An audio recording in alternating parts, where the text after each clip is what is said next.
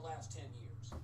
Since 1990, one season. That was Kevin Summers.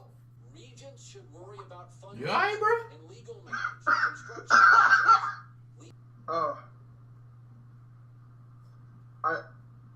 I just pulled like arguably one of the I just pulled like one of the best healers in the damn game. I feel your excitement. I was not ready for that. Oh, cause you don't understand. You don't understand. I'm glad you understand that I don't understand.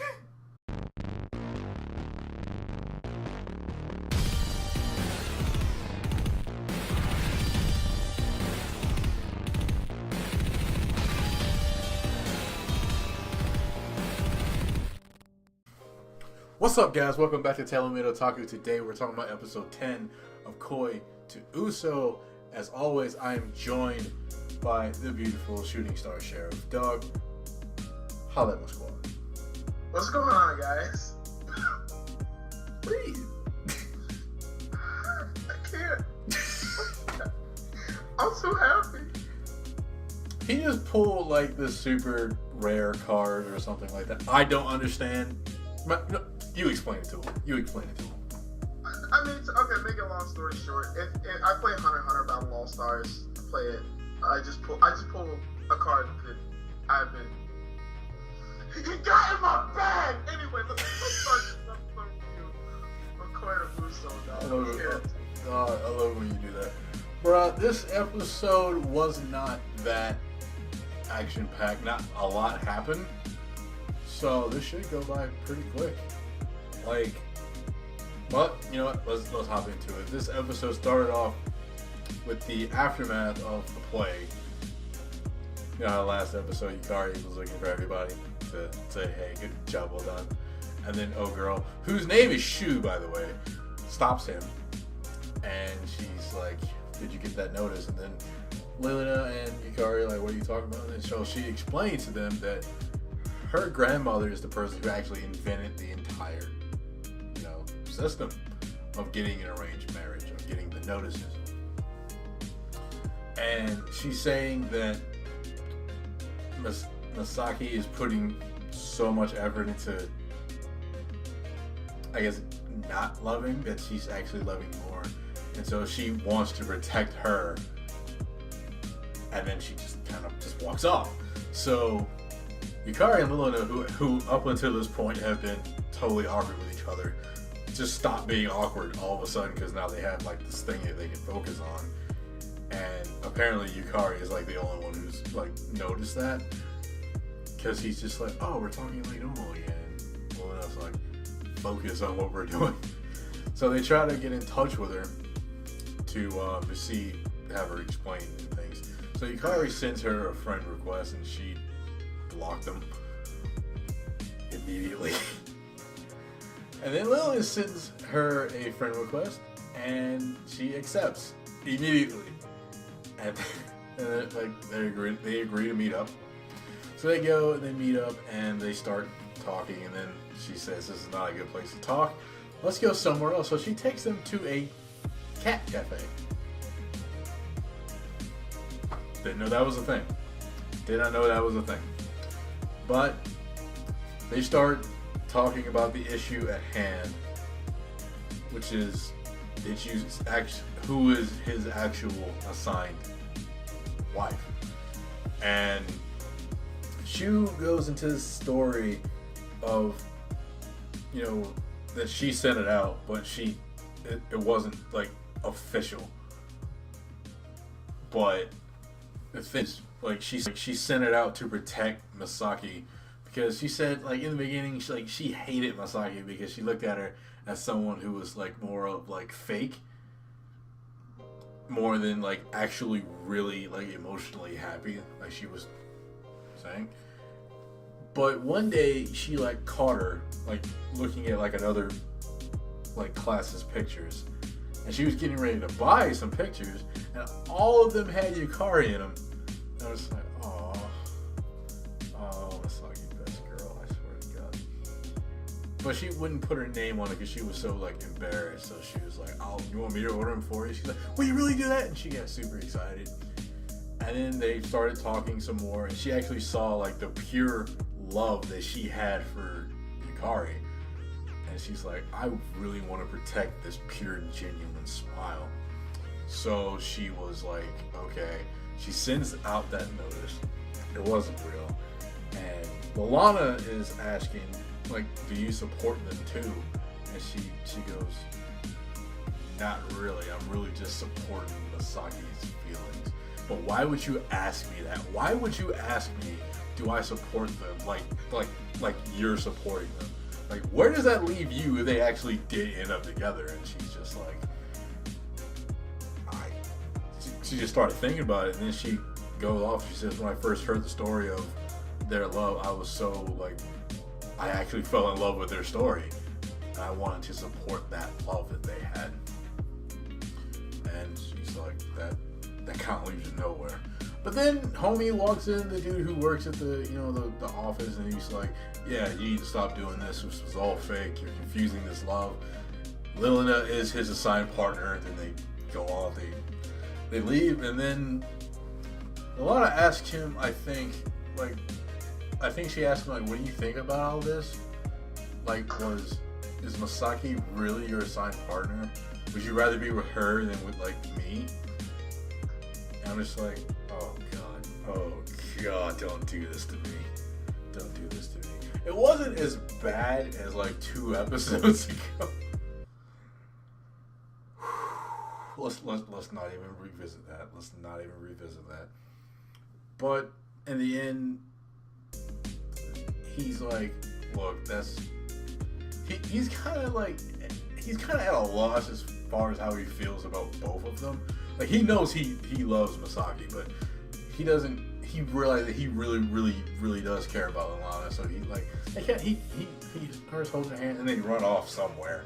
And that was the end of the episode, so that kind of blew me back. I don't know what to think about that, but like I said, not really an action-packed episode. Not a lot happened, but it was like a little interesting at parts. It didn't hit me like emotionally like a lot of episodes did, but it kind of did raise the question, like, where does Lalana actually stand in all of this? But that's all I got, dog. What you think about this episode? Honestly, as far as like an episode that doesn't they didn't physically do anything. It was a lot of talking, but like shows like this, it's kind of it's more about like the context of everything, and it's more about learning people's motivations behind it. So I mean, as far as like the episode goes, yeah, they didn't like physically do a lot, but like a lot of things had transpired as far as like knowing like how the notices got started, who started the notices, really interesting things like that. But I mean, we still don't even know where the text even came from. So I mean, that's a thing. But I mean, all in all, just dialing back to the episode was very good. It was good. I think the strongest thing out of that episode was probably just kind of learning her, because it was basically building up her character and how she kind of feels. Like, it's weird because she feels indifferent about everything, but then at the same time, it's like she's indifferent about everything, but not when it comes to Misaki. So I don't know. It's a very interesting take to have, especially for a character. Like, she really only cares about what happens to her, and everybody else just kind of be damned. But it is. I mean, the further we get into this, the more that question does seem to pose that Lalana asks. She's like, you're gonna end up you're gonna pick her. Are you gonna pick her? And it's crazy because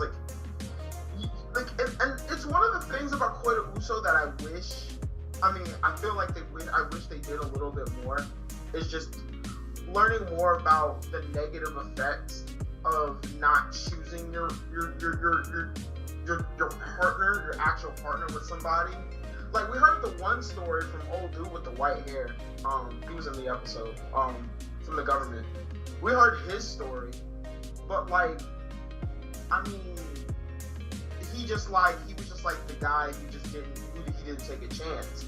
I'm like, I mean, what happens to the people that did take a chance? Like, you know, I want to see, like, I feel like what I really want to see is, like, I kind of want to see, because we all know what happens when you do end up with your partner. What happens when you don't choose her? You know what I mean? So you're wondering, like, what the actual consequences are. Because I feel like right now, it's you know, I get it's all the romance and all the feelings, but I feel like it does need to go back to that realism a little bit of, like, what is he actually signing himself up for if he does choose to be with Misaki? You know what I mean? Because, I mean, that's pretty much where we're at now. Like, it's either I'm with her or I try and be with Misaki. You know what I mean? Yeah. So, good episode. It does get you thinking. Leilana, best girl. That's all I have to say. You're entitled to your opinion, bro. You're entitled to your opinion. No, I feel you though. Like what? Like all we know if they say there's a lot of consequences and grave consequences that go if you go against it, but like, what are they? Like, is it like a serious fine? Is it like jail time? Is it like I don't know, maybe get banished from the country? I don't know. Something. Yeah. We haven't seen it yet. We haven't seen that happen. I feel like if they do let us know, whatever it is should be like something that would really make you think, like, is this like really worth it? Do I want to go through that to end up with her? And the answer is yes, then by all means go for it. If the answer is no, I don't want to go through all of that, you need to make sure, because, you know, like some people say, like, at the end of the day, if you really love her, it doesn't matter what the obstacle is, you'll go through it to be with her. But at the same time, it has to happen to her, because she has to get her notice and then deny it. So it's going to happen to both of you. And if it just so happens to happen to you first and you just go through just fire and brimstone, like, and it's just, you don't want to see her go through that, do you even, like, want her to actually go through all of that too? Because it's like, you both have to do it. Or do you sit here and do you, like, lie to yourself and be with Lilina? Or do you lie to, like, Masaki and tell her, like, you don't love her anymore, so you both don't have to go through that? Because you actually are feeling a lot. It's just like a whole bunch of different ways you can go with this. Go with it. What were you gonna say? I forgot. You go. I was gonna say is that the most interesting thing about Koida Uso so far is just the world that it's set in. I mean, when we're talking about a society where you don't get to pick you don't get to pick who you fall in love with. It's done for you. You know what I mean? So, like, little things like the high school crush, or like that, you know, or like the high school crushes and the flirting and stuff like that. That doesn't really happen in this society. So, because when you're 16, that's it. You know what I mean? Everything else is pretty much like a fairy tale. And you're 16, and then it's like, all right, cool. This is who I'm with for the rest of my life. So I feel like Koida Uso is in a really interesting world, and I feel like now that we're getting more into, like, who creates the notices, how is this government actually run? Like, I feel like it definitely needs to ask the bigger questions and the more important questions for us to kind of fully understand the world that they're, you know, because he has to know all of his stakes, you know what I mean? Because, I mean, yeah, I get it. Go for the girl you like. But at the same time, I mean, they even mentioned in one episode, it's like, if you deny it, then it's harder for you to get a job. It's harder for you. It's like, you're so, like, it's one thing if 2 or 3 people are like, you should, you know, it's different if, like, you're with a girl, right, and then your friend's like, I don't think she's good for you. Like, that's one person's opinion. We're talking about an entire society on top of you. You know what I mean? We're talking about a government on top of you. You know what I mean? Like, that's a lot big. That's a lot bigger of a picture. Like, yeah, your friend can't change your opinion, but the damn government can. all of society can. I mean, yeah, it's still peer pressure, but it's peer pressure on like the largest scale possible. So I feel like at some point Koda Uso has got to answer some of those bigger questions so we can really understand what the risks that Yukari is taking by being with Misaki and what the trouble he actually might save her by not being rebellious. You know what I mean? So that's just kind of where I'm feeling as far as this episode going forward. But I ranted for about I don't know if I ranted, but those are kind of my thoughts about the show and the episode in a nutshell. I'll be quiet. Yeah, no, you good. Think about this too. Like, how many teenagers have actually fallen like what they call like real love? That's true. Like, how many teenagers have been like, I really love this person, I want to be with them forever, and they actually like do it. And that could be a thing to like also like think about. Like, is like the love that I have for like, is the love that he has for like Misaki like really real? Like, but I know he's feeling that it's real now, but like Lana is like been like chosen, like it's like they're like in Rick and Morty, you know what I mean? Like, they're like, this is your assigned wife, she's perfect for you, and I can prove it mathematically. Like, and it's just like, okay, all right, that makes a whole lot of sense, because she's like chosen mathematically and scientifically for you two to actually hit it off and be really, really good for each other. So that in and of itself is like something else that he has to think about on top of the consequences. Like, is the love real at the end of the day? But that's enough banter. We've been going on for like a minute now. But so if you guys want to join in this conversation, definitely put that down below in the comments. What were your thoughts on this episode? Put that down in the comment section below. If you like this video, leave a like. Do me a favor, go subscribe to my boy ShootingStar Sheriff over there. Got dope content over there, so much stuff. I wish he had a camera in front of his face for that pull he just did, but whatever.